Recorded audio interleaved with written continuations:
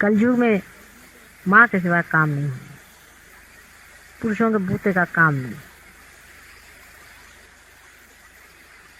प्रखरता से काम चलने वाला नहीं, माँ का प्यार ही इसे, क्योंकि इतना ज़्यादा पहले ही से दबाव और टेंशन संसार में आ गया है कि आदमी टूट जाएगा जिस दिन और प्रखरता में पड़ेगा, और टूट ही जाएगा।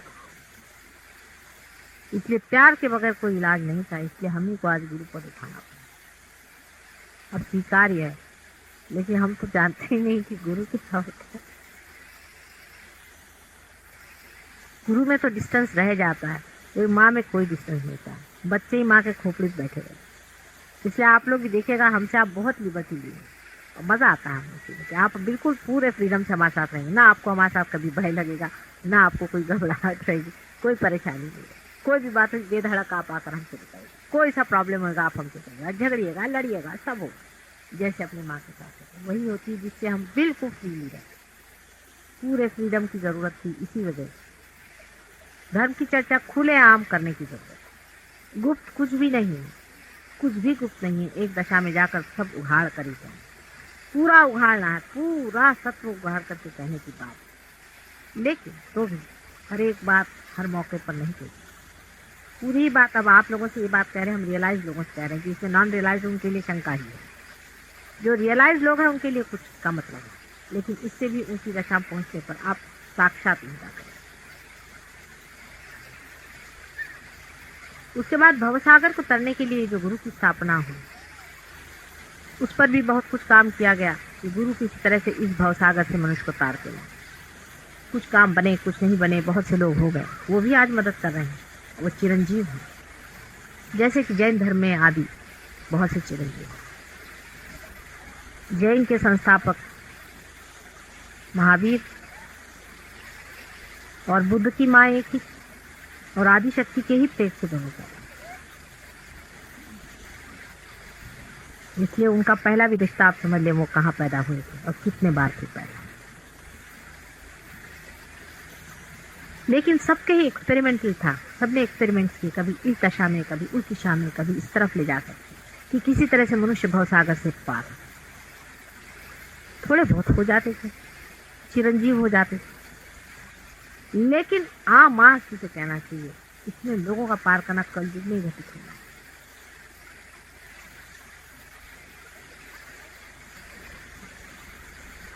इसके बाद रामचंद्र जी संसार में आए, वो भी इसीलिए कि वो बिल्कुल ही मानव हो गए, एकदम मानव। उनको तो भुला दिया गया था कि तुम अवतार। वो एकदम ही अपने को भुला करके इस माया में पड़ के और दिल को भुला करके आए और मानव ही बन करके संसार में जिए हैं। इस भवसागर से आपको निकाले, पूर्णतया वो मानव। यहाँ तक बारीक डिटेल्स में भी आप देखिए तो पूरे मानव कि मनुष्य उनको जाने। उस वक्त भी 2-4 लोग जरूर पार हो, उसमें कोई शक नहीं, लेकिन बहुत ज्यादा नहीं हो पाएगा।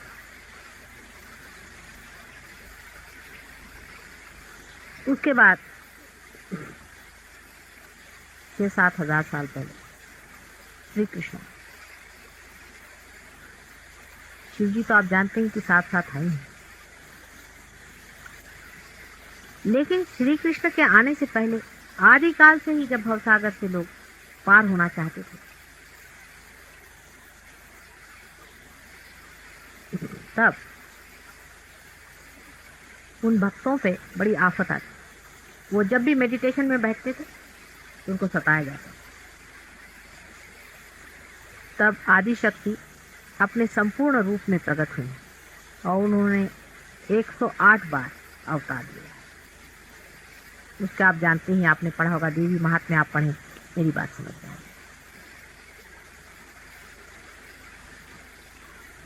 देवी रूप वो संसार में आई और उन्होंने आकर के लोगों को बचाना था, लेकिन तब वो सिर्फ देवी स्वरूप आई थी, उन पे कोई माया बीच में नहीं थी। उस वजह से मनुष्य तारण नहीं पा सका, उनसे सिर्फ प्रोटेक्शन जिसे कहना चाहिए, बचाव हो सका, लेकिन तारण नहीं हो सका। महिषासुर को मारा, शुंभ निशुंभ को मारा, बहुतों को मारा। जो राक्षस सताते थे, जो नेगेटिव लोग थे, वो जो सताते थे भक्तों को, उनको मारा। लेकिन उससे उनका वो तारण नहीं करता, क्योंकि वो पूर्णतया ह्यूमन नहीं थे। जितने चक्र थे तो 5 ही, 4 चक्र पे हृदय चक्र है, इसलिए उनके सामने 4 ही पर्दे थे।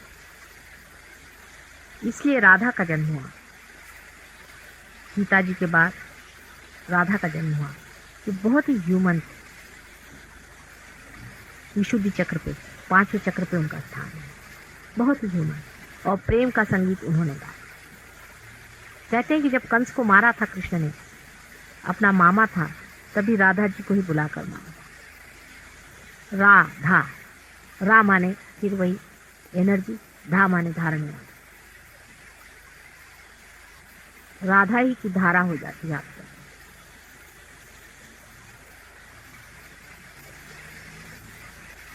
जो शैवाइट लोग हैं वो शिव जी को मानते हैं, वो भी एक ही हैं और कृष्ण भी एक है। कृष्ण और शिव में कोई अंतर नहीं, सिवाय इसके कि शिव जो है ईश्वर स्थिति में अपने हृदय में स्थान करना है, और विशुद्धि चक्र में उनको 16 कला कहते हैं, वैसे अपने अंदर में 16 सप्लेक्स होते हैं। आश्चर्य की बात है, विशुद्धि चक्र जिसकी की 16 कलाएं हैं, वहां पर श्री कृष्ण कला है। और उनकी शक्ति राधा थी, जो बाद में 2 में बट गई, जो रुक्मिणी और राधा बन करके एक वृंदावन में और एक द्वारिका में। बहुत ही ह्यूमन है। उसके बाद श्री कृष्ण का एक ही पुत्र था,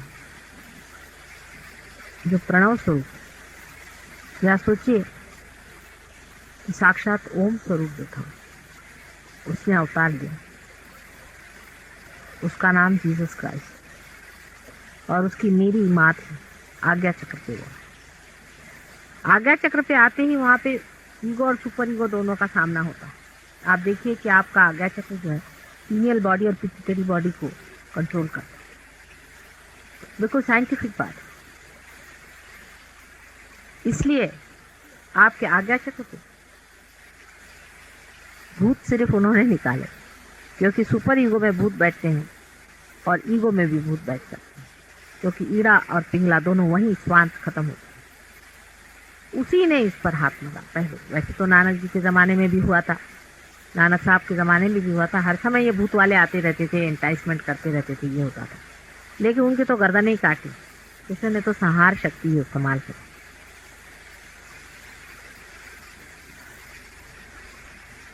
तो आज्ञा चक्र पे ईसा मसीह का नाम, और महालक्ष्मी जिनका हम इतना स्तुति गाते हैं, उसको किसी ने कहीं वर्णित नहीं किया कि वो कहाँ थी। वो स्वयं मेरी है। वे जब भी अपने बच्चे के साथ आती हैं, पति के साथ में आती हैं, तब शांत रहती हैं, लेकिन जब अकेले आती हैं तभी दृष्टि पर। और सबसे यहाँ का स्थान साक्षात भगवती, सहस्त्रार का स्थान साक्षात भगवती, जो स्वयं ही से तोड़ सकते, उसमें 7 चक्र पूरे होते हैं। इसीलिए माया भी 7 पड़ देती है, आदमी पहचान नहीं सकता। मुश्किल, बहुत मुश्किल। पूरा की पूरा उसका ह्यूमन, बिल्कुल ह्यूमन चक्र पूरा आ जाता है। 7 चक्र कब